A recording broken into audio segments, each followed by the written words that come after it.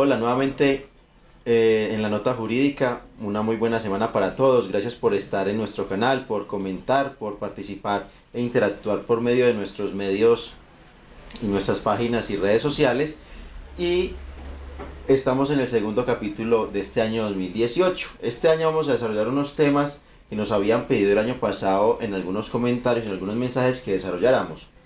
Este que vamos a hablar de hoy, el día de hoy, es mecanismos de participación ciudadana y fue solicitado pues por parte de nuestros suscriptores. Entonces vamos a desarrollar cuáles son los mecanismos, en qué consisten y a tener pues un ámbito general de cuáles son las reglas que aplican a cada uno de ellos. Entonces, bienvenidos a este programa La Nota Jurídica, como siempre cada 8 días tratando de llevar un tema de manera muy amena y sencilla para que lo entiendan y que son pues de vital importancia en una vida en democracia. Entonces, mecanismos de participación ciudadana, ¿qué son? Vamos a determinar los mecanismos de participación ciudadana en base a unas premisas. Colombia es un país democrático. Como país democrático, especialmente desde la expedición de la Constitución de 1991, trajo una gran reforma a que las personas, los ciudadanos, hagan parte e interactúen directamente en el poder y la conformación del poder político. Ya no son solamente los elegidos, los representantes, los que se encargan de esta labor. Es el ciudadano directamente, por medio de unos mecanismos que puede ejercer ese control y esa democracia participativa dentro del Estado colombiano. Ejercicio de poder político, lo habíamos dicho. El ciudadano no solamente ejerce, como en las anteriores constituciones, su derecho al voto y hasta ahí llega su misión. No, el ciudadano, además de ejercer su derecho al voto, tiene otras herramientas que le permiten interactuar con el Estado o contra el Estado para proporcionar criterios, para proporcionar ideas, para proporcionar mecanismos, ayudas, leyes. Es decir, hay una interacción tan importante en el ciudadano que él toma un rol activo dentro de esta conformación del ejercicio político. No solamente el político elegido es el que tiene el poder, el ciudadano no lo delega totalmente con el voto, sino que toma desde su vida civil, puede tomar partido en las decisiones que conforman el Estado colombiano. Otra, medios de participación, como lo dijimos. Estos mecanismos son formas establecidas por la Constitución de 1991, por el constituyente de 1991, que le dijo al ciudadano: démosle unos mecanismos, unas herramientas, unos medios en los cuales él puede ejercer en cualquier momento el control sobre, o ejercer el poder, así haya un gobierno, así haya una asamblea, así haya un congreso. Démosle esas herramientas para que él interactúe de manera directa, porque puede que no esté de acuerdo con las decisiones tomadas por las instituciones que están constituidas. Y esto es muy importante porque son medios que dentro de la institucionalidad buscan un control. No son medios por fuera de la institucionalidad. La misma institucionalidad genera mecanismos en los cuales el ciudadano, sin vulnerar las instituciones, busca que las instituciones tengan cambios, que las instituciones tengan ideas, que realicen proyectos, que realicen inversiones o que realicen nuevas ideas y bosquejos en la sociedad que queremos. Y por último, estos mecanismos nos dan participación como ciudadanos y poder de decisión. Ahora, vamos a hacer una pequeña distinción. La Constitución de 1886, predecesora de la actual Constitución, nos traía un tipo de democracia, una forma de democracia denominada democracia representativa. Esta democracia representativa se agota con el voto otorgado por el ciudadano a quien lo representa. Entonces, si el ciudadano en una elección votaba por X congresista, por X alcalde, X concejal, X presidente, hasta allí llegaba su labor, porque el presidente, el congresista, el diputado a la Cámara, etcétera, eran los que de ahí, después de elegidos y ya posesionados, ejercían ese rol activo o tenían delegada esa función del ciudadano de velar por los intereses de sus votantes o por los intereses de la comunidad.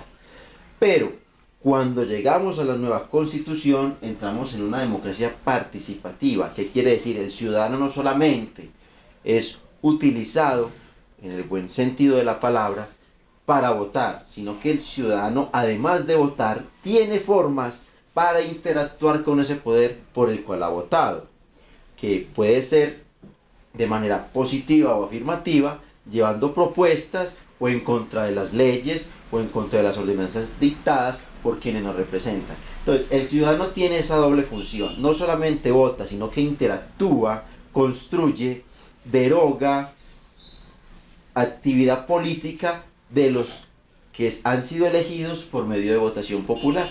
Entonces, el ciudadano en esta nueva democracia, en este nuevo rol establecido por el constituyente, tiene una capacidad de acción, no delega totalmente o no queda desnudo después de votar sin ninguna herramienta, no, antes se dota de muchas herramientas y muchos mecanismos para seguir construyendo como sociedad civil un Estado que se guíe pues por las reglas del Estado Social de Derecho. Entonces tenemos un ciudadano activo en la vida política y en el ejercicio político. Ahora, la Constitución nos trae un primer bosquejo de lo que es estos mecanismos en el artículo 40. Ahí nos dice que todo ciudadano tiene derecho a participar en la conformación, ejercicio y control del poder político para hacer efectivo este derecho. Y la ley 134 de 1994 ya nos trae una reglamentación más propicia o más determinada de los mecanismos de participación ciudadana. Pero es importante decir algo y resaltarlo. El artículo 40 no nos habla directamente de los mecanismos de participación ciudadana. Nos habla de todas las formas como el ciudadano puede participar en el ejercicio del control político en Colombia.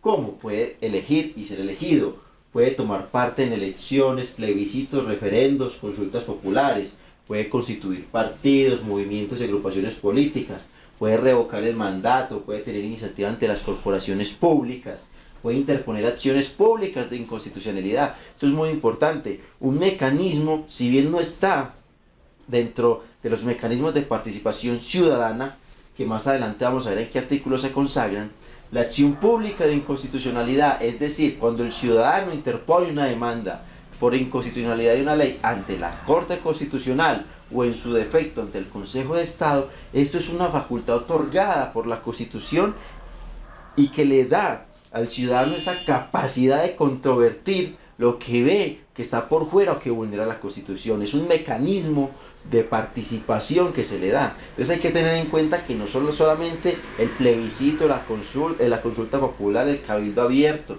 el referendo, los mecanismos de participación, hay otros. La acción pública de inconstitucionalidad es uno de ellos. Otro, acceder al desempeño de funciones y cargos públicos, la meritocracia, participar en concursos públicos, dejar de lado ese nepotismo, de yo nombro a mis amigos, nombro a mis familiares. Ese es otro mecanismo que nos trae la Constitución, con los reparos que podamos tener en nuestra sociedad, porque se presentan aún muchos casos de esos nombramientos entre familiares y cercanos, pero la Constitución ya nos trae ello. Es decir, la Constitución es de avanzada y nos dice, no, para participar en política al ciudadano hay que garantizarle que también puede acceder a la administración pública. Entonces, es el ámbito más general de la participación del ciudadano dentro del poder y conformación del control político en Colombia. Ahora, el artículo 103 sí nos habla propiamente o nos determina cuáles son los mecanismos de participación ciudadana. Y nos dice que son mecanismos de participación del pueblo en ejercicio de su soberanía, el voto, el plebiscito, el referendo, la consulta popular, el cabildo abierto, la iniciativa legislativa y la revocatoria de mandato. Y la ley lo reglamentará. Entonces hay que ver el artículo en la Constitución como una armonía, como una estructura en la cual todo está debidamente armónico, todo es una redacción armónica de lo que pretende el constituyente.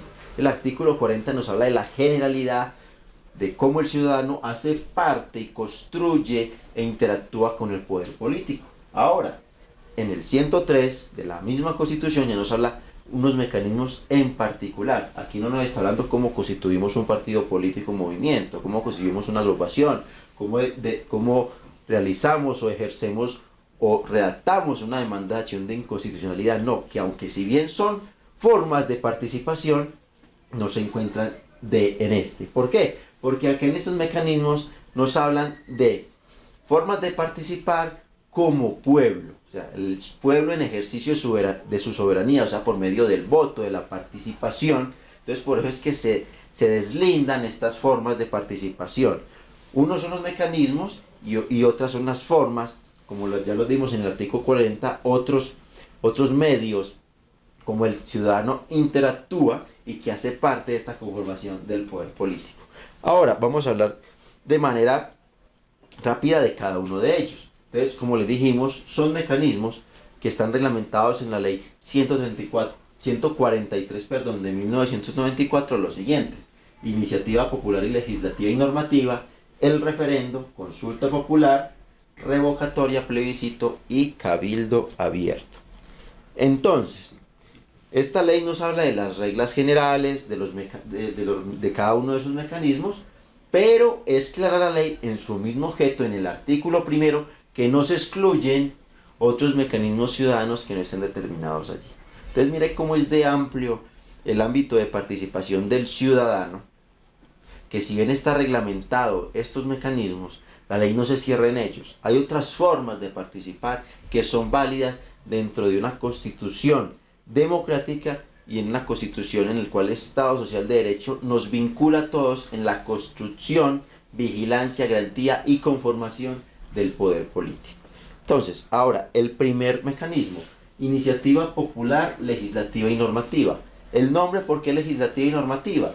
Porque cuando nos habla de legislativa es de las normas que expide el Congreso, y normativa de otras normas que no expide el Congreso, pero que son válidas, que son vinculantes y obligatorias dependiendo de dónde se expidan. Entonces, la iniciativa popular y normativa se puede ejercer para proyectos de acto legislativo, o sea, para reformar la Constitución.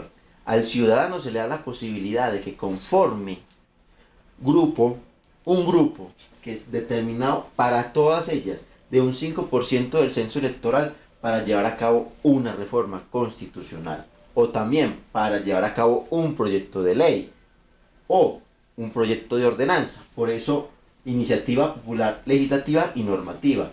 Los proyectos de ordenanza, como para de pronto los que desconocen, las resoluciones, por decirlo, la ley, entre comillas, la ley que saca las asambleas departamentales se llaman ordenanzas. Todo el procedimiento que hacen dentro de una Cámara de Diputados en los departamentos tiene como nombre ordenanza, y lo que hace el Consejo Municipal tiene como nombre, cuando se expide, acuerdo municipal. Incluso entonces, por eso normativa, porque hay normas debajo de la ley que también tienen iniciativa del pueblo para llevar a cabo sus proyectos de ordenanza, sus proyectos de acuerdo e inclusive resoluciones de la Junta Administradora Local. Entonces, el requisito aquí, ¿cuál es? El 5% del censo electoral respectivo. ¿Por qué? O sea, si hablamos de un ámbito nacional como la ley o el acto legislativo, necesitamos el 5% de la totalidad del censo electoral. Pero si hablamos, por ejemplo, de un municipio del Valle del Cauca, tenemos que ir a ese municipio, establecer cuál es el potencial electoral y de allí sacar el censo respectivo, o sea, el 5% que respecta. Vamos a ver un ejemplo en ese sentido.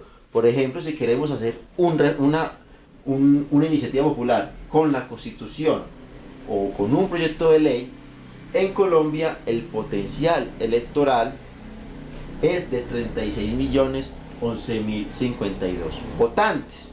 Entonces necesitamos el 5%, necesitamos 1.800.552 personas que nos acompañen en esa iniciativa popular, legislativa, sea para reformar la Constitución o para una ley.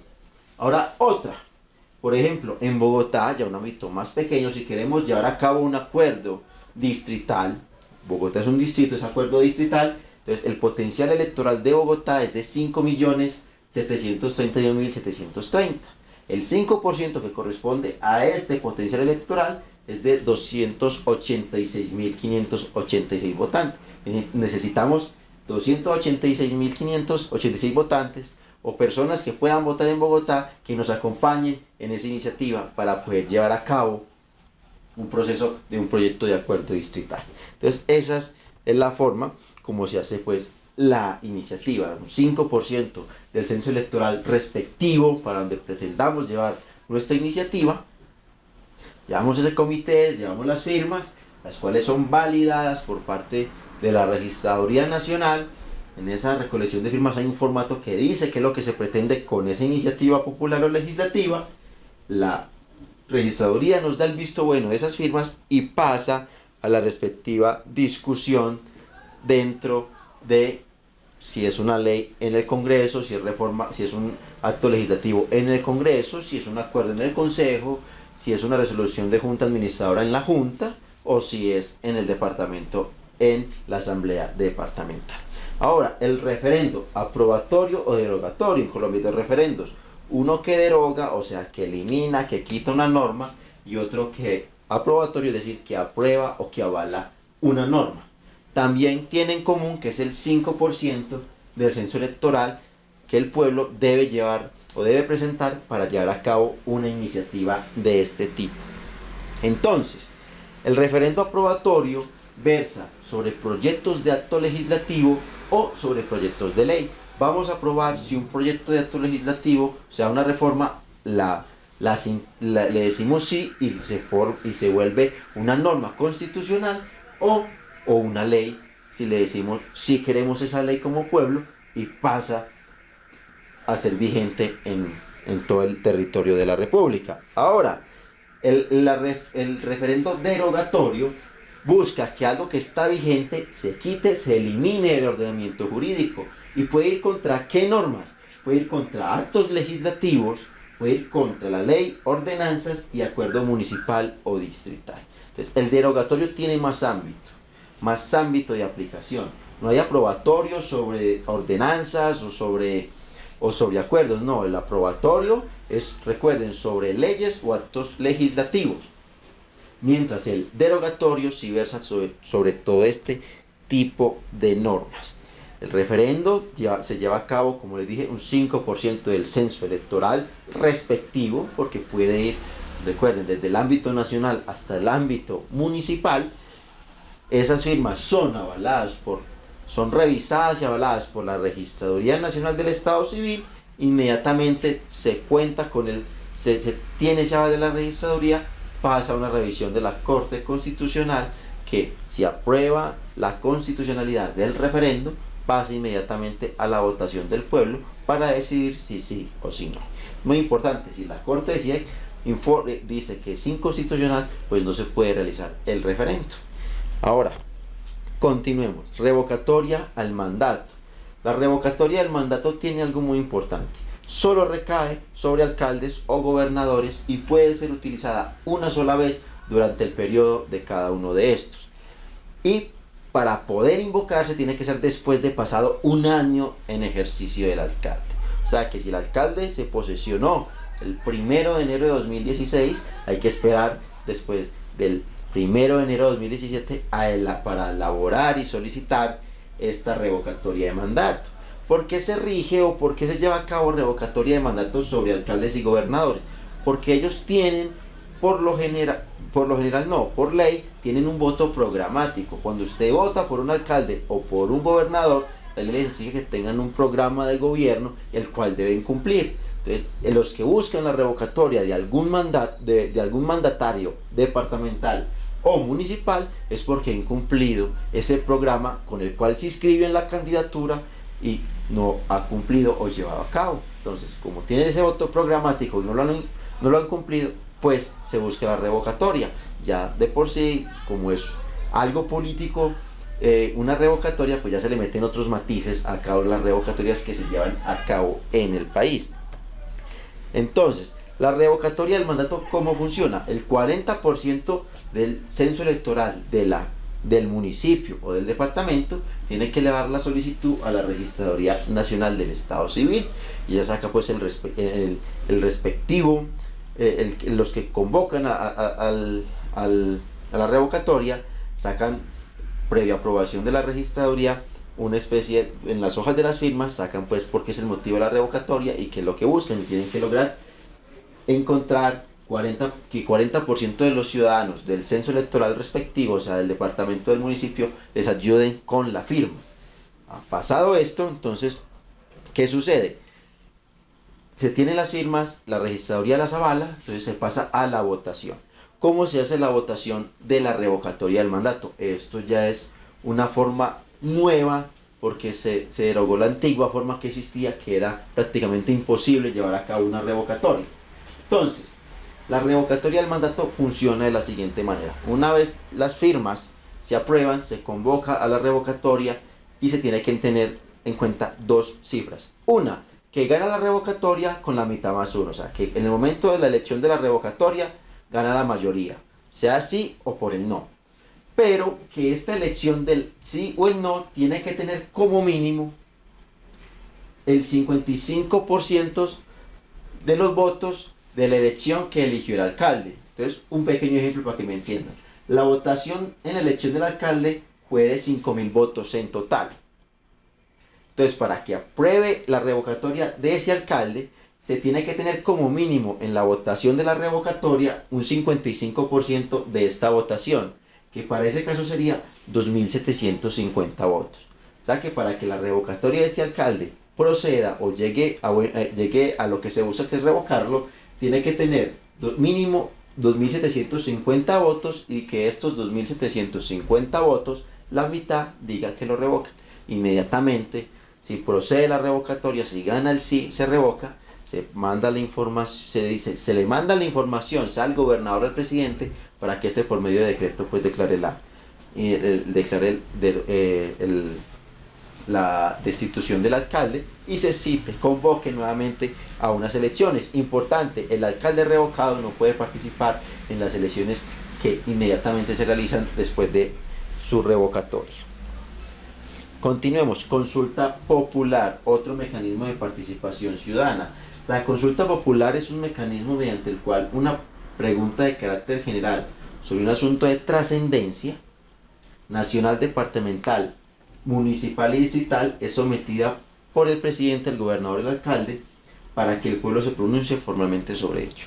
La consulta que busca que el alcalde, el gobernador o el presidente en algún momento quieran conocer qué opina la gente sobre cierta decisión, y tener en cuenta, o por lo menos escuchar, una especie, decirlo así en un sentido más sencillo, una encuesta de lo que piensa el pueblo sobre una situación del alcalde. Esa es la consulta popular. ¿Para qué se hacen las consultas populares? Para ver el gobierno, sea de cualquier ámbito, cómo desarrollar un problema o una problemática o una solución que está llevando a cabo en cierto sentido o en cierto tema en particular. Entonces, esto es muy importante tenerlo en cuenta. La consulta popular es para determinar cuál es el sentimiento, la consideración del pueblo sobre un tema, y va desde el presidente hasta el alcalde. O sea, lo puede hacer el presidente, lo puede hacer el gobernador y lo puede hacer el alcalde. Y esto es muy importante tenerlo en cuenta en diferencia con el plebiscito, porque el plebiscito es ese llamado que hace el presidente de la república, solo el presidente de la república, para tener conocimiento de qué opina la gente sobre un tema que esté desarrollando el gobierno nacional. Acá hago un pequeño paréntesis. El plebiscito, repito, es una forma como el presidente convoca al pueblo para saber qué opinión tiene sobre un tema que está desarrollando. Mientras la consulta popular la realiza el presidente, el gobernador y el alcalde, y es para determinar qué piensa el pueblo, qué consideraciones tiene sobre cierto tema o cierta problemática. Entonces ahí hay una gran diferencia. Consulta sobre qué se piensa o qué considera el pueblo, y lo puede hacer presidente, gobernador y alcaldes, mientras plebiscito es qué opina el pueblo sobre una acción, una política del presidente, o sea, una política que esté actuando, que esté efectiva y que esté vigente, para el determinar pues qué qué es lo que piensa el pueblo sobre su forma, cómo está llevando las cosas. Entonces, esa es una gran diferencia para que la tengan en cuenta. Ahora, aquí divido y saco, si bien la ley 134 de 1994 nos habla del plebiscito y nos regula todos los mecanismos, en el año 2016 salió la ley 1806 de 2016, que fue la que reglamentó el plebiscito por la paz. Y allí hay una gran diferencia. En la ley 134 nos dice que los plebiscitos se aprueban con la mayoría del censo electoral, o sea, la mitad. Si en Colombia hablamos de un censo electoral de 36 millones aproximadamente, la mitad del censo electoral para aprobar un plebiscito es 18 millones, cosa que en Colombia sería prácticamente imposible por la poca cultura de voto, poca cultura cívica que hay en muchas regiones del país. En cambio, con la ley 1806, el umbral para esa elección en particular, la elección del plebiscito por la paz, se bajó a un 13%. ¿Qué quiere decir? Que para que pasara el plebiscito solo bastaba que votaran 4.400.000 personas aproximadamente. Entonces, ese es un gran cambio que tienen que tener en cuenta. En los plebiscitos no se puede cambiar el periodo presidencial, no se pueden determinar decisiones sobre estados de excepción o reformar la Constitución. Ya por último, el cabildo abierto es una forma como los ciudadanos en sus municipios llevan a cabo unas discusiones directamente con los consejos municipales para que tengan en cuenta unos problemas o temas en particular antes del inicio de las sesiones de estas entidades locales. Toda esta información la pueden encontrar en la página de la Registraduría de Colombia, registraduría.gov.co.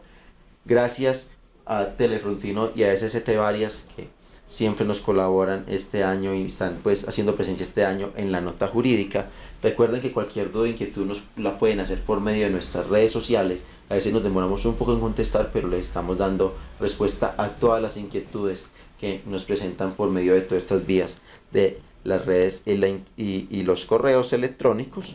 Muchas gracias por estar con nosotros. Espero que les haya gustado este tema de los mecanismos de participación ciudadana. Recuerde que somos la nota jurídica y cada 8 días el motivo de este programa es que usted aprenda un poco más, entienda un poco más de esos asuntos políticos, asuntos que como ciudadanos que vivimos en sociedad necesitamos saber al momento de defender nuestros derechos. Que esté muy bien y muchas gracias.